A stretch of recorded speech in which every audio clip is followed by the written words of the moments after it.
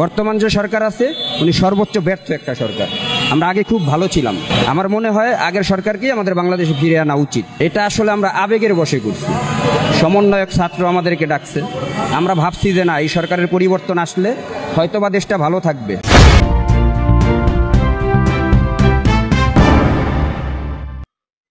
প্রিয় দর্শক, আসসালামু আলাইকুম। আপনারা যেখান থেকে দেখছেন প্রত্যেককে শুভেচ্ছা অভিনন্দন। দর্শক, আপনারা দেখছেন ইউটিউব চ্যানেল খবর টিভি। প্রিয় দর্শক, আওয়ামী লীগ আতঙ্কে এখন ভুগছেন বিএনপি। কেন তারা এখন আওয়ামী লীগকে এত ভয় পাচ্ছে?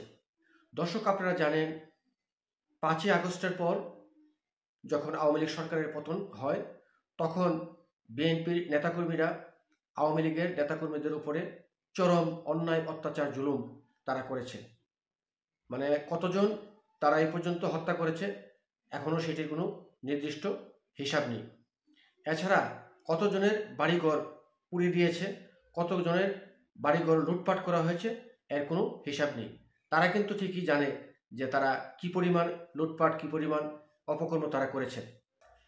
তাদের কাছ থেকে প্রচুর পরিমাণ টাকা নিয়ে তাদেরকে পার্শ্ববর্তী ইন্ডিয়া পাচার করা হয়েছে, এমন খবরও আমরা প্রতিনিয়ত কিন্তু পেয়েছি। তো সুতরাং তারা যেই অপকর্মগুলো করেছে সেই অপকর্মের ভয় কিন্তু তাদেরকে এখন দৌড়াচ্ছে। দর্শক, কেন বলছি এই কথা আমি আপনাদেরকে বিস্তারিত এখন জানাচ্ছি। কালের কণ্ঠের রিপোর্টে হেডলাইন করেছে আওয়ামী লীগ মাঠে ঢোকা শুরু করেছে। নেতাকর্মীদের উদ্দেশ্যে বাগেরহাট 4 আসনের সম্ভাব্য প্রার্থী ও জেলা বিএনপির সাবেক সহসভাপতি কাজী খায়রুজ্জামান শিপন বলেছেন, আপনাদের বিভক্তির কারণেই নিষিদ্ধ ঘোষিত ছাত্র সংগঠন ছাত্রলীগ মোরেলগঞ্জে কেক কাটার সাহস পেয়েছে। আপনাদের হানাহানির কারণে আওয়ামী লীগ মাঠে ঢোকা শুরু করেছে। শনিবার সকালে বাগেরহাটের মোরেলগঞ্জ উপজেলার বহরবুনিয়া ইউনিয়ন পরিষদ মাঠে বিএনপির চেয়ারপারসন বেগম খালেদা জিয়ার রূপমুক্তি কামনা দোয়া মাহফিল অনুষ্ঠানে তিনি এসব কথা বলেন। নেতাকর্মীদের উদ্দেশ্যে তিনি আরও বলেন, দলের মধ্যে কোনো হানাহানি করা যাবে না। আপনারা একত্রিত থাকলেই ওই স্বৈরাচারের দূষরদের শক্ত হাতে দমন করা যাবে।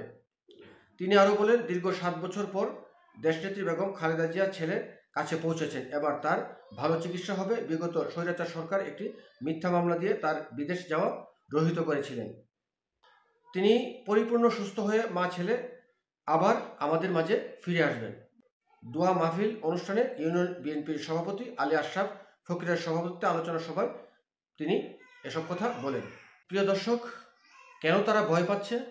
কারণ ইতিমধ্যেই কিন্তু আওয়ামী লীগ দেশের বিভিন্ন স্থানে বিক্ষোভ মিছিল এবং সভা সমাবেশ করছেন। এছাড়াও তারা ভাবছেন যে যদি আওয়ামী লীগ নির্বাচন করার সুযোগ পায়, তারা যদি নির্বাচনে অংশগ্রহণ করেন, তাহলে নিশ্চিত আওয়ামী লীগ ক্ষমতায় চলে আসবে।